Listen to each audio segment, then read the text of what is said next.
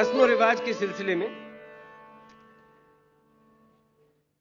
یا ازدواج کے سلسلے میں یوسفی صاحب بھی انسانی کمزوریوں کو جس طرح بھانپتے ہیں اس کی لطافت ویسی ہے جیسے پیٹ بھر کر کھانا کھانے کے بعد سگریٹ کا پہلا کش۔ میں ان لوگوں سے معذرت خواہ ہوں جو تمباکو نوشی کے سخت خلاف۔ یہ مضمون ہے پڑیے گر بیمار تو کوئی نہ ہوتی ماردار۔ ہو سکتا ہے غالب کے طرفدار یہ کہیں کہ مغرب کو محض جینے کا قرینہ آتا ہے، مرنے کا سلیقہ نہیں آتا، اور سچ پوچھے تو مرنے کا سلیقہ کچھ مشرقی کا حصہ ہے۔ اسی بنا پر غالب کی نفاست پسند طبیعت نے 1277 ہجری میں وبائے عام میں مرنا اپنے لائق نہ سمجھا کہ اس میں ان کی کسر شان تھی، حالانکہ اپنی پیشین گوئی کو صحیح ثابت کرنے کی غرض سے وہ اسی سال مرنے کے آرزو مند تھے۔ مجھے ان خوش نصیب جواں مرگوں سے سروکار نہیں جو جینے کے قرینے اور مرنے کے آداب سے واقف ہیں۔ میرا تعلق تو اس مظلوم اکثریت سے ہے جن کو جینے کی ادا یاد نہ مرنے کی ادا یاد۔ چنانچہ اس وقت میں اس بے زبان طبقے کی ترجمانی کرنا چاہتا ہوں جو اس درمیانی کیفیت سے گزر رہا ہے جو موت اور زندگی دونوں سے زیادہ تکلیف دہ اور صبر آزما ہے، یعنی بیماری۔ میں اس جسمانی تکلیف سے بالکل نہیں گھبراتا جو لازمہ علالت ہے۔ ایسپرین کی صرف ایک گولی یا مارفیا کا ایک انجیکشن اس سے نجات دلانے کے لیے کافی ہے، لیکن اس روحانی اذیت کا کوئی علاج نہیں جو عیادت کرنے والوں سے مسلسل پہنچتی ہے۔ ایک دائم المرض حیثیت سے جو اس درد لازوا کی لذت سے آشنا ہے، میں اس نتیجے پر پہنچا ہوں کہ مارفیا کے انجیکشن مریض کی بجائے مزاج پرسی کرنے والوں کو لگائے جائیں تو مریض کو بہت جلد سکون آ جائے۔ اردو شاعروں کے بیان کو باور کیا جائے تو پچھلے زمانے میں علالت کی غایت تقریب بہر ملاقات کے سوا کچھ اور نہ تھی۔ محبوب عیادت کے بہانے غیر کے گھر جاتا تھا اور ہر سمجھدار اسی امید میں بیمار پڑتا تھا کہ شاید کوئی بھولا بھٹکا مزاج پرسی کو آ نکلے۔ علالت بے عیادت جلوہ پیدا کر نہیں سکتی۔ اس زمانے کے انداز عیادت میں کوئی دل نوازی ہو تو ہو، میں تو ان لوگوں میں سے ہوں جو محض عیادت کے خوف سے تندرست رہنا چاہتے ہیں۔ سنا ہے کہ شائستہ آدمی کی پہچان یہ ہے کہ اگر آپ اس سے کہیں کہ مجھے فلاں بیماری ہے تو وہ کوئی آزمودہ دوا نہ بتائے۔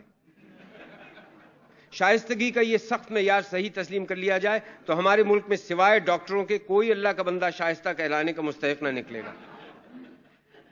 یقین نہ آئے تو جھوٹ موٹ کسی سے کہہ دیجئے کہ مجھے زکام ہو گیا، پھر دیکھیے کیسے کیسے مجرب نسخے، خاندانی چٹکلے اور فقیری ٹوٹکے آپ کو بتائے جاتے ہیں۔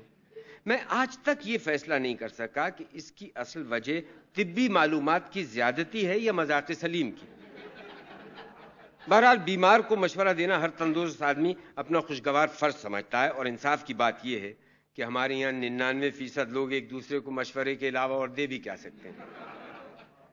بعض اوقات احباب اس بات سے بہت آزردہ ہوتے ہیں کہ میں ان کے مشوروں پر عمل نہیں کرتا، حالانکہ ان پر عمل پیرا نہ ہونے کا واحد سبب یہ ہے کہ میں نہیں چاہتا کہ میرا خون کسی عزیز دوست کی گردن پر ہو۔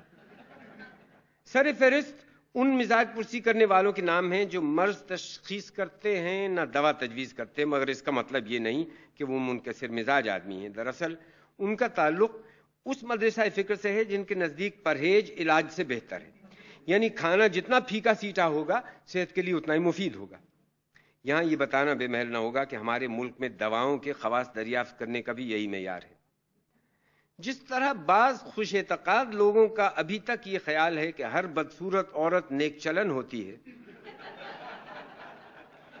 اسی طرح طب قدیم میں ہر کڑوی چیز کو مصفی خون تصور کیا جاتا ہے۔ چنانچہ ہمارے یہاں انگریزی کھانے اور کڑوے قدحے اسی امید میں نوش جاں کیے جاتے ہیں۔ اس قبیل کے ہمدردان صحت دو گروہوں میں بٹ جاتے ہیں، ایک وہ غذا رسیدہ بزرگ جو کھانے سے علاج کرتے ہیں، دوسرے وہ جو علاج اور کھانے سے دونوں سے پرہیز تجویز فرماتے ہیں۔ اب پچھلی گرمیوں کا واقعہ ہے کہ میری بائیں آنکھ میں گوہانجنی نکلی تو ایک نیم جان جو خود کو پورا حکیم سمجھتے ہیں چھوٹتے ہی بولے، فم معدہ پر ورم معلوم ہوتا ہے، دونوں وقت مونگ کی دال کھائیے، دافع نفق و محلل ورم ہے۔ میں نے پوچھا آخر آپ کو میری ذات سے کون سی تکلیف پہنچی ہے جو یہ مشورہ دے رہے ہیں؟ فرمایا کیا مطلب؟ میں نے عرض کیا 2-4 دن مونگ کی دال کھا لیتا ہوں تو اردو شاعری سمجھ میں نہیں آتی اور طبیعت بے تحاشا تجارت کی طرف مائل ہو جاتی ہے۔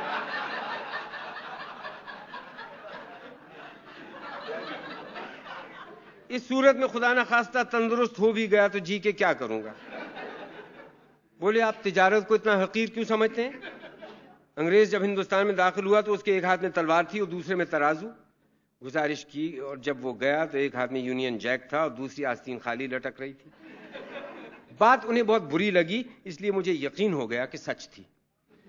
اس کے بعد تعلقات اتنے کشیدہ ہوئے کہ ہم نے ایک دوسرے کے لطیفوں پر ہنسنا چھوڑ دیا۔ مجھے اس پر قطعاً تعجب نہیں ہوتا کہ ہمارے ملک میں پڑھے لکھے لوگ خونی پیچش کا علاج گنڈے تعویذوں سے کرتے ہیں۔ غصہ اس بات پر آتا ہے کہ وہ واقعی اچھے ہو جاتے ہیں۔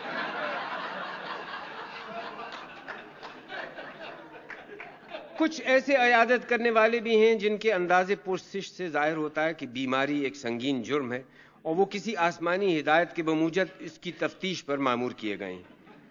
پچھلے سال جب انفلوئنزا کی وبا پھیلی تو میں بھی صاحب فراش ہو گیا تو ایک ہمسایہ جو کبھی پھٹکتے بھی نہ تھے کمرہ علالت میں بنفس نفیس تشریف لائے اور خوب کریت کر جرا کرتے رہے۔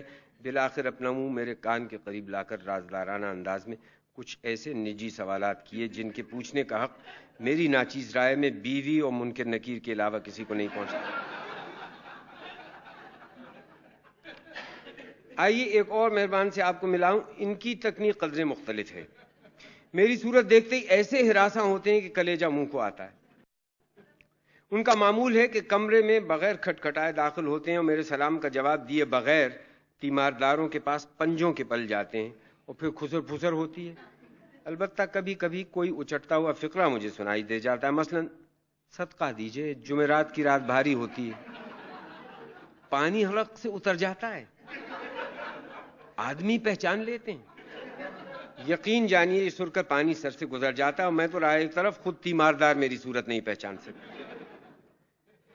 سرگوشیوں کے دوران ایک دفعہ میں نے خود دخل دے کر باقائمی ہوش و حواس عرض کرنا چاہا کہ میں بفضل تعالی چاق چوبند ہوں، صرف دواؤں میں اور پیچیدہ دواؤں میں مبتلا ہوں، مگر وہ اس مسئلے کو قابل دست اندازی مریض نہیں سمجھتے اور اپنی شہادت کی انگلی ہونٹوں پر رکھ کر مجھے خاموش رہنے کا اشارہ کرتے ہیں، اور میرے اعلان صحت ان کی پرزور تردید سے تیمارداروں کو میری دماغی صحت پر شبہ ہونے لگتا ہے۔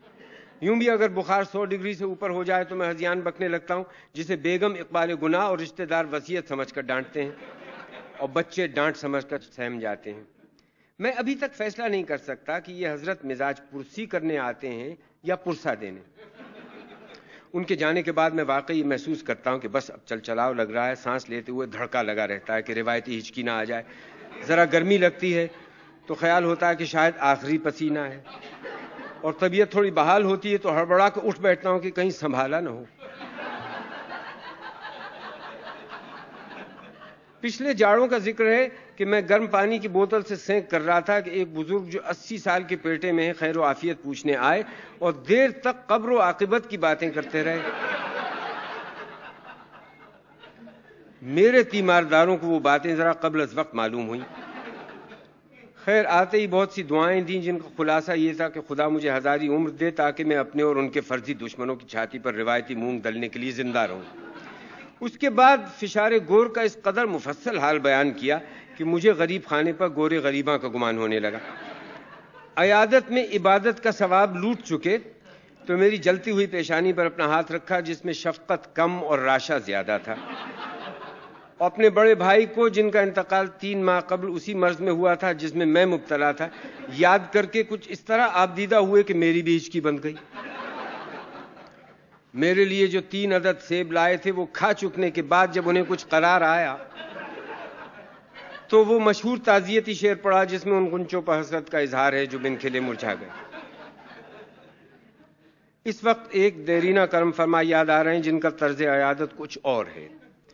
ایسا حلیہ بنا کر آتے ہیں کہ خود ان کی عیادت فرض ہو جاتی ہے۔ مزاج شریف کو وہ رسمی فقرہ نہیں بلکہ سالانہ امتحان کا سوال سمجھتے ہیں اور سچ مچ اپنے مزاج کی جملہ تفصیلات بتانا شروع کر دیتے ہیں۔ ایک دن منہ کا مزہ بدلنے کی خاطر میں نے مزاج شریف کی بجائے سب خیریت ہے سے پرسش احوال کی، پلٹ کر بولے اس جہان شریعت میں خیریت کہاں، اس مابعد الطبیعاتی تمہید کے بعد کراچی کے موسم کی خرابی کا ذکر آنکھوں میں آنسو بھر کر ایسے انداز سے کیا گویا خود ان پر سراسر ذاتی ظلم ہو رہا ہے اور اس کی تمام تر ذمہ داری میونسپل کارپوریشن پر عائد ہوتی ہے۔ پچھلے سنیچر کی بات ہے کہ میری عقل داڑ میں شدید درد تھا کہ ایک روٹھے ہوئے عزیز جن کے مکان پر حال ہی میں قرض کے روپے سے چھت پڑی تھی، لقا کبوتر کی طرح سینہ تانے آئے اور فرمانے لگے، ہیں آپ بھی ضدی آدمی، لاکھ سمجھایا کہ اپنا ذاتی مکان بنوا لیجئے مگر آپ کے کان پر جوں نہیں رینگتی۔ تانے کی کاٹ درد کی شدت پر غالب آئی۔ میں نے ڈرتے ڈرتے پوچھا، بھائی میری عقل تو اس وقت کام نہیں کرتی، خدا را آپ ہی بتائیے کیا یہ تکلیف صرف کرایہ داروں کو ہوتی ہے؟ ہنس کر فرمایا، بھلا یہ بھی کوئی پوچھنے کی بات ہے، کرائے کے مکان میں تندرستی کیوں کر ٹھیک رہ سکتی؟ کچھ دن کے بعد جب انہی حضرت نے میرے گھٹنے کے درد کو بے دودھ کی چائے پینے اور رمی کھیلنے کا شاخسانہ قرار دیا تو بے اختیار ان کا سر پیٹنے کو چاہا۔ آپ نے دیکھا ہوگا کہ بعض عورتیں شاعر کی نصیحت کے مطابق وقت کو پیمانہ امروز و فردا سے نہیں ناپتی بلکہ تاریخ اور سن اور اوقات کی ترتیب کا حساب اپنی یادگار زچگیوں سے لگاتی ہیں۔ میرے کچھ دوست بھی اپنے بیماریوں سے کیلنڈر کا کام لیتے ہیں، مثلا شہزادی مارگریٹ کی عمر وہ اپنے دمے کے برابر بتاتے ہیں۔ نہر سویز سے انگریزوں کے نہر بدر کیے جانے کی تاریخ وہی ہے جو ان کے پتا نکالے جانے کی۔ جب وہ اپنی اور جملہ متعلقین کی عدم خیریت کی تفصیلات بتا کر اٹھنے لگتے ہیں تو اطلاعاً اپنی خیریت سے آگاہ کر دیتا ہوں۔ بیمار پڑنے کے سزا نقصانات ہیں مگر ایک فائدہ بھی ہے، وہ یہ کہ اس بہانے اپنے بارے میں دوسروں کی رائے معلوم ہو جاتی۔